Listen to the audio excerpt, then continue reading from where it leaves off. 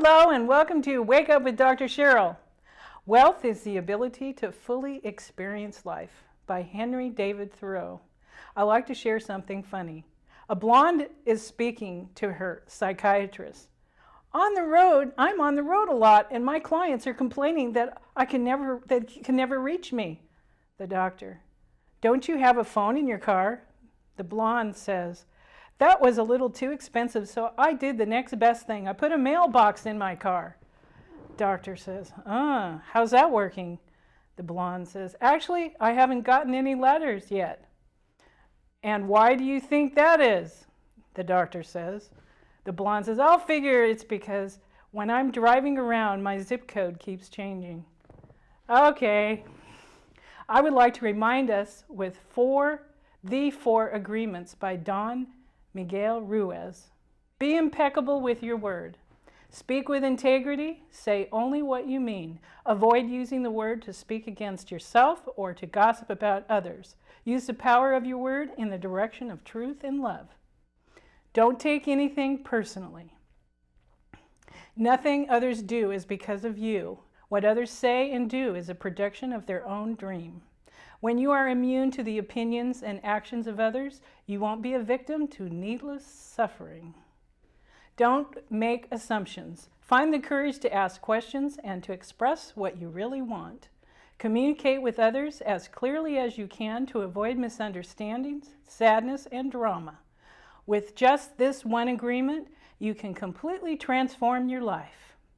Always do your best. Your best is going to change from moment to moment. It will be different when you are healthy as opposed to sick. Under any circumstance, simply do your best and you will avoid self-judgment, self-abuse, and regret.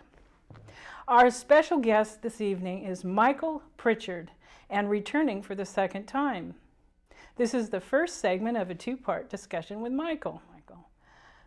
Michael Pritchard is a nationally acclaimed keynote speaker, praised by the Wall Street Journal, CNN, and Time for his ability to use humor to inspire and educate his audiences on communication skills. Michael Pritchard is a big guy with a warm heart who, as one of his students described him, truly walks as he talks. He began his career on both the comedy stage and as a juvenile counselor in San Francisco's Youth Guidance Center.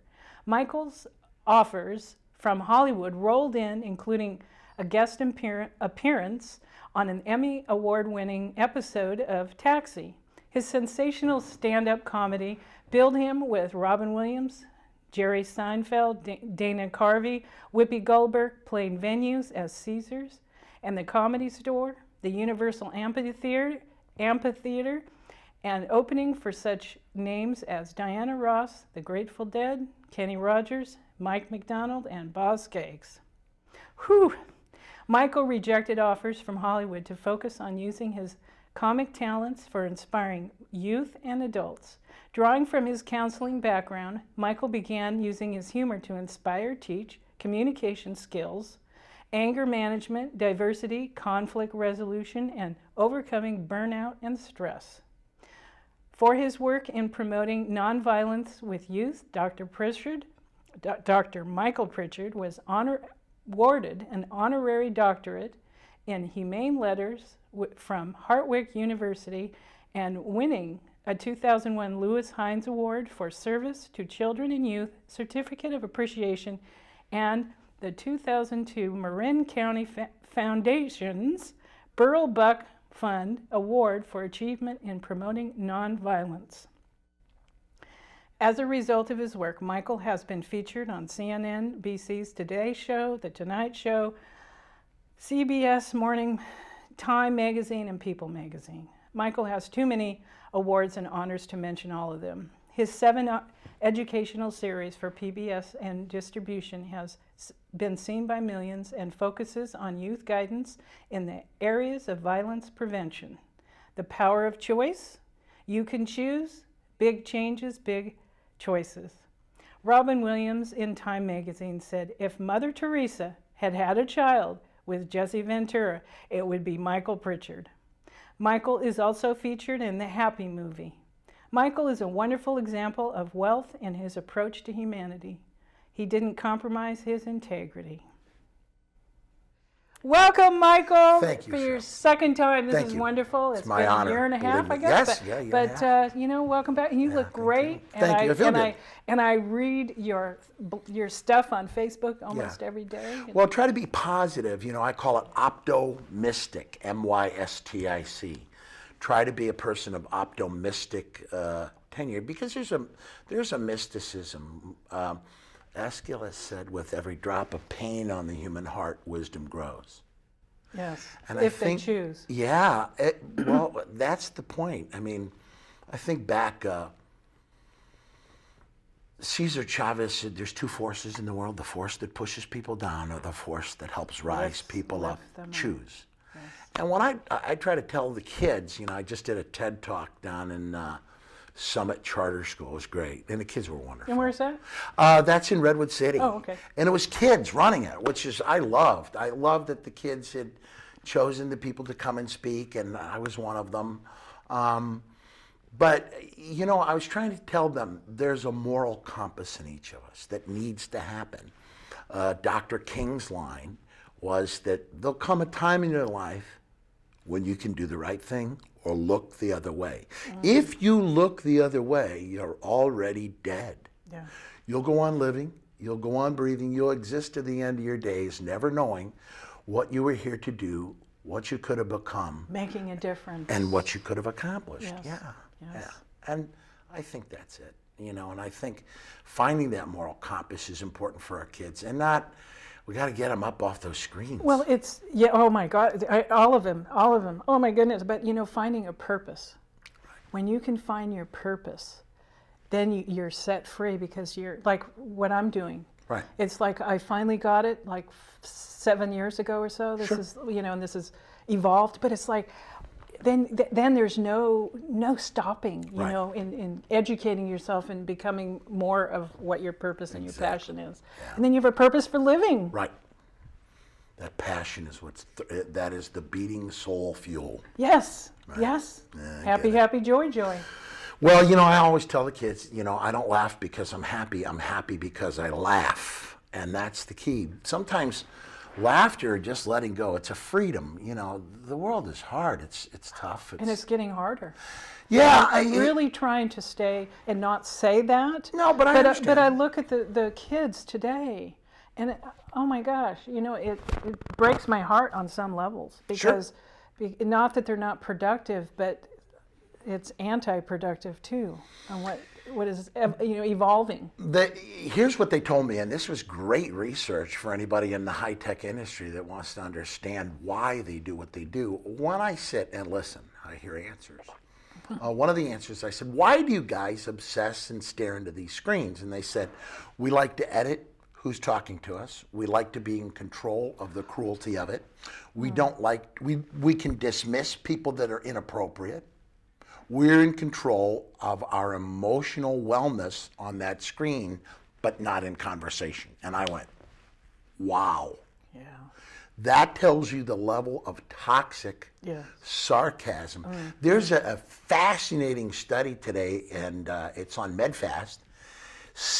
I tell the kids, a cynic is somebody who knows the price of everything and the value of nothing. Today, research said on medfast.com that a cynic has a higher potential for dementia. Oh, yeah. Because it's like a toxin to the system. I say a sarcasm comes from that Greek term, the tearing of flesh. And I said, these are toxins to the system. We can't take care of the planet until we internally take care of ourselves. Then we get blessed. Then we get Absolutely. blessed. Right? And it's our responsibility as being happy human beings to do that. Every one of us needs to take responsibility. You know, I thought about this the other day, Cheryl. There's a moment I had, a mother had called me to do an intervention on a dad who was a really self-destructive alcoholic. And there was a little 9-year-old boy, I went to see him. And he was sitting, he looked like a Norman Rockwell pin. He had a little cowl, like he could have been 1950, 40, 50, 60, 70, 80, any way through.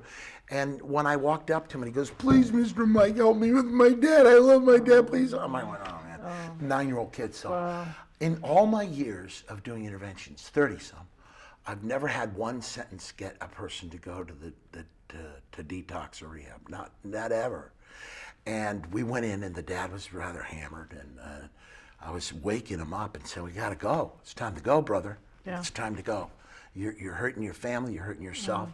And the little boy goes, "Dad, a stranger broke into our house last night, and he hurt Mom and I, and you weren't here to defend us because it was you."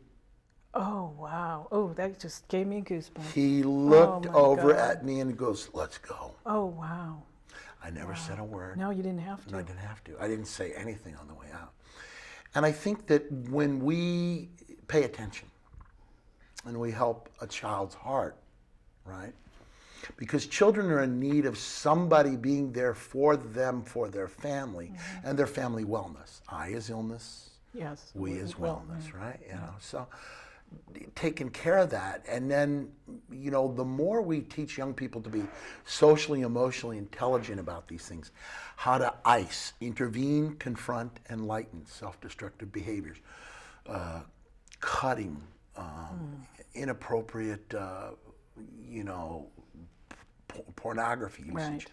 alcoholism, drug abuse, prescription drug abuse. We here in Marin County are #1 in America for prescription drug overdose suicides. Oh, my goodness. #1 in Really? America. Really? In America. Oh, wow. One of the drug enforcement agencies gave us that. You know, I just sat with my jaw agape, thinking, here we are in the land of incredible privilege. Yeah, and it's And because the incredible value system self-destructive. is off. Yes, and the group that most is highest in that is 59 and above, because they don't know their dosages. Oh, my goodness. So it's important for us to get information out, Yes. do outreach to the community, mental Absolutely. health outreach. Everybody wants to blame the guns, and I Yeah, know there's a big it's- battle about that. I think it's such You know what? It all starts with love. right. What's inside yourself, the unconditional love. That's what I talk about on my show, is that unconditional love. And you know, it's unfortunately, or what I should say, it's we all have the opportunity to be unconditionally loving Right. to ourselves. Yes. But we have to re-educate ourselves and practice it on a daily, Yes. sometimes a minute to minute level. It's a muscle. Yeah, it is, and you got to keep Yeah. using it, and sure. and if we can get that in our kids, see, you know, the parents Well, you know, and the Cheryl, media and you know Yeah. the government, you All know of the them. school, all of it Everybody. contributes. faith-based community, education community, community, corporate community, business community, and recreation activities community. Here's the thing. One of the kids had a powerful line. He said, "You know, too many boys in America are crying with bullets instead of tears," on our show. Wow. And, you know, when you see that person who's, you know, in a rage, we have a tendency to shrink away from that. We have a tendency to shrink away from the bully instead of doing what you're talking about, the unconditionally loving thing, which is you try to do. Intervene in a lighthearted, kind, compassionate way. When you do that, you don't know. It's never the harvest, it's that we lay seeds. Yes, and Right. and I, with my own experience, I'm dealing with older adults and Sure. and their pain that Right. they haven't healed. Right. And it's the same thing. I mean, but of course, children have more opportunity to get through it, so they can live a happier life. Right. You know, but I'm witnessing in the Well, older, you know, the combination that's really rare and helpful is to put those two together, the needy child yes, and so the they're all- it's- privileged. I had a guy at hospice. It was a great moment. You know, it was he was passing away. He knew he was passing away, and he had terminal cancer. And the young girl taking care of him was somebody I had helped get a nursing degree, and she's caring for him, nurturing him, taking care of him. And he was now looking inside for the answers. He said, "You realize that she's the only one that loves me, that she takes care of me, that I voted against every appropriation for her family and her to have privilege and circumstances, and now she's the one taking care of me. And I opposed everything that their family was about as an immigrant. And the people that come to visit me in a hospice are people that are attorneys who want conservatorship and philanthropy papers, a doctor who gave me a palliative care bill, and a couple of cousins who wanted money from me, and I hadn't seen them in 17 years. So I said, well, Edward, what have you learned about your said? And then he went, I'm a bleep bleep. I started to laugh. I go, oh, yeah. And so one of the nurses came in, she goes, I never saw him laugh. And I said, well, this is about self-actualization. Yeah. So what happens we gotta laugh at ourselves. Yes, and the situations. Yeah. And when you can put a young person who's grown exponentially from her own pain and the sorrows and suffering of immigrant status to pushing herself and enduring everything to become a healer, those are the people that can most heal those angry, wounded folks. If you remember, Dickens wrote Scrooge. He wrote Christmas Carol. He described Scrooge, he said he was a clutching, grasping, squeezing torrent, but he was as solitary as an oyster in his own pain. Yeah. And I see that sometimes in Marin County and sometimes in California, where solitary as an oyster in their own pain, wealthy and privileged, and they have everything that one would think. This is what the Happy movie was about. Right. Except that the spirit, the loving spirit inside of themselves hasn't come. So everybody has it, but it hasn't come out. And that's what happens. Being expressed. Then Dickens sends the Christmas past, present, and future to awaken him and teach him that it's Christmas morn. It's a wonderful metaphor, actually. Every day is Christmas morn, right? Yes, you know, if you wake up, every day is Christmas. That's, the same that Frank Capra. I read Frank Capra's, they wondered why he was an inveterate optimist. Capra sat over here at the Presidio in World War I while thousands of people died of influenza and were taken out of the hospital at the Presidio. He lived through it. Boy, talk about gratitude. And then he makes It's a Wonderful Life. He makes these powerful films. He made Hemo the Magnificent. He said at the end of his career, if he had it to, and I was so blessed to read this, if he had it to do all over again, he would have only made movies for children. And that's what I chose to do. You know, most of my films on PBS are about kids. You know, You Can Choose, Big Changes, Big Choices, Power Choice, Peace Talks, Life Steps. All of these are just listening. Well, the wonderful thing about that is that adults are all children too. Oh, so yes. That's why it's good for adults to watch. You bet. That, taps into that. My father always said, you got to keep that little kid inside of you because that's how you have fun. That's it. And that is, Doc, I got to tell you, over the years of looking around, laughing, people ask me why I love people so much, and I said, because I see the little wounded kid in everybody. And if you've worked so long, I've been doing this 46 years. I started working with wounded in 1968. And these are young men hurt by war. And you become extremely reflective. And, I was self-destructive because I'd become so conflicted at not the politics of it, but the patriotism that led to this belief that this was something that was going to fix things. Look what it's done. Well, the Baha'u'llah of the Baha'i faith said, war is when the losing general and the winning private are buried in a ditch on the side of the road, and the line is moved an inch to the left or an inch to the right. Thus is war. And so it's sound and fury signifying nothing. And so what we learn is peace, unconditional love, healing, laughter, art, music, theater, dance. Everything that brings us together as humans and celebrates humanity is what we have to be about.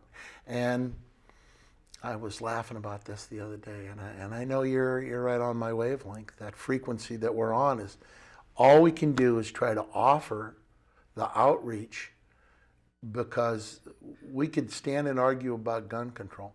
What we need to do as a nation is help the mental health issue by each person taking a personal responsibility to reach out to lonely isolates, to dispossessed, to homeless, to insecure, to addicted people, And just sometimes I think I wish more sober people would just go down and listen in on meetings. Yeah. And just sit. And be. you know, I just saw on Facebook the spikes that are up where the homeless Sure. go, and they're doing that in Canada. Right. And it's like, It's not what are good they, karma. denial? Are they in total denial? No, Or, it's just, you know, wow. I loved, there's, this is not meant to be a condemnation. This is an acceptance of how things are taught. When a president would put 100,000 people out on the streets that were mentally not well, and then for 9 years suffer from dementia and Alzheimer's, trapped in a prison of his own, I would pray for him, you know, Yes, that he would come to a gnosis, because you can't escape what you put out. And I always loved him, thought he was a nice man. And I don't get into the politics of Republican or Democrat. Right. I see hearts, and I see, a kid raised, President Reagan was raised by, had alcoholism in his own family, and he became a heroic swimmer in Eureka, Illinois, where my brother-in-law's brother was the mayor. And what you learn is that all of us have struggles, and this is what makes us, yes. And I go back to this metaphor. So that pearl, that Right. oyster, and Right. the rub of the sand. Sure. And if we can all look at it from a metaphor, Right. that it makes that pearl. Right. We all are the diamond in the rough. We all are that. Right. If we could just know that, and it's like I put that onto the moon, and Right. I'll set it for the stars. Right. But just do that so it'll pull you in that direction. Right. In whatever your gift is, or whatever your gifts are, whatever, we all have gifts to give. To give. And to share. participate. And then you feel that self-confidence you feel. And then I love helping people. Me too.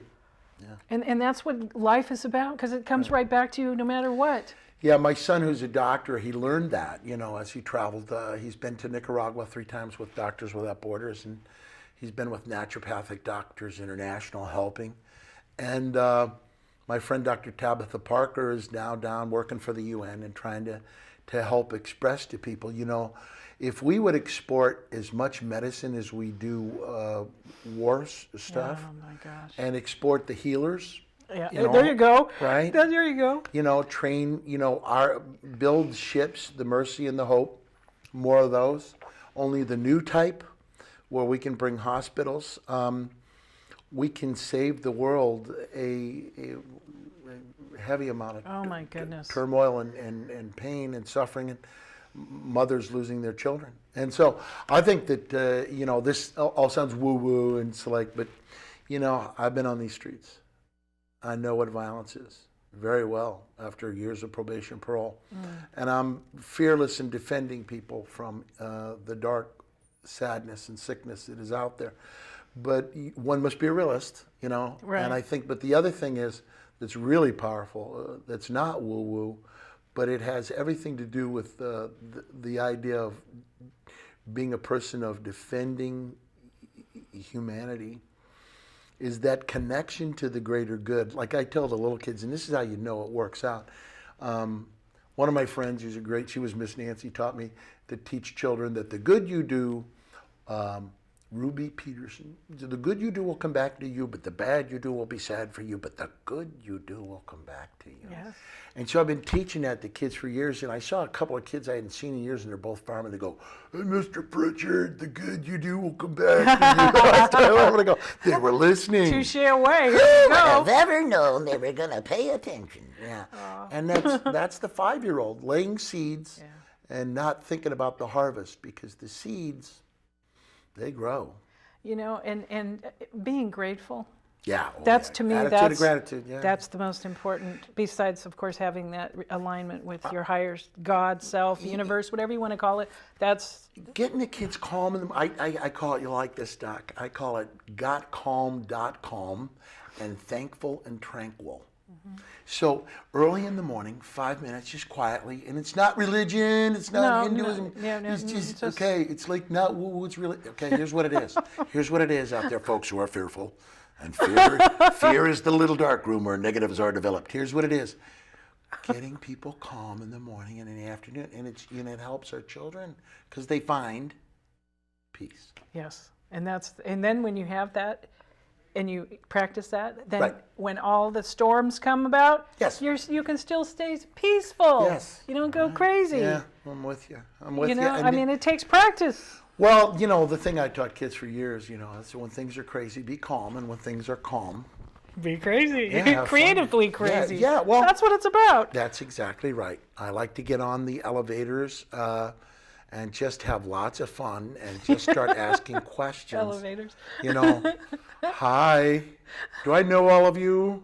Why are you here with me? And what brought us to this? Did you know that coincidences are God's way of remaining anonymous?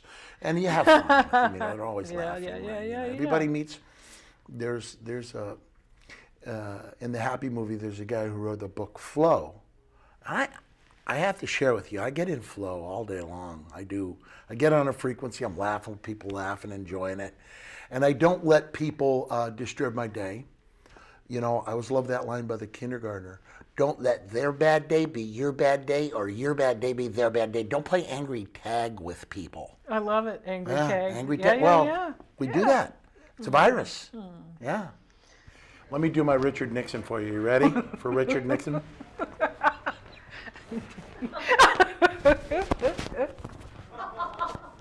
Oh. You know what the last thing Richard Nixon said before he left office? I did this it's on YouTube for me introducing the Bread and Roses show. He goes, there are people out there and they will hate you, and they will only win if they get you to hate them back. Then you begin to destroy yourself. Gee, Dick, where were you without memo in kindergarten? What comes around goes around. Richard Milhouse. Richard Milhouse. I'll leave you with this. Never give up wherever you are and doing in your life. Work with integrity and have a positive attitude. First and foremost, with your family and friends. First, be aware and conscious of your thoughts and catch yourself before they come out of your mouth. Be grateful for whose you are and where you are come from and what you have. And be grateful for your freedom and eat healthy. Good nutrition feeds the mind and your body temple. Don't forget to exercise. Feed your spirituality with meditation and prayer. Thank God with unconditional love. Love yourself unconditionally. Stop criticizing, stop judging, and allowing others to dominate the way you feel and think about yourself. Be compassionate and share your abundance and wealth with others. When fear knocks, let faith answer the door.